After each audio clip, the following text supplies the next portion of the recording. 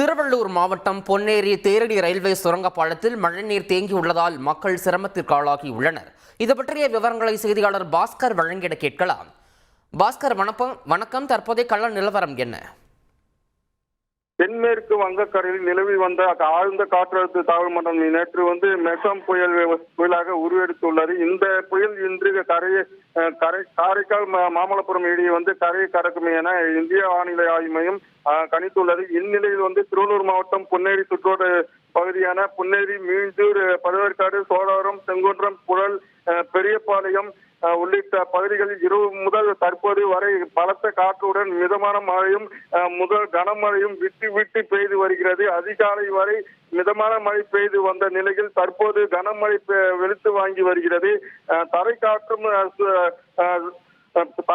அதிகமாக வீசுகிறது, பலமாக வீசி வருகிறது. முன்னெச்சரிக்கைக்காக நடவடிக்கையாக பொன்னேரி சுற்றுவட்டார பகுதியில் காலை முதலே மின்சாரம் துண்டிக்கப்பட்டுள்ளது.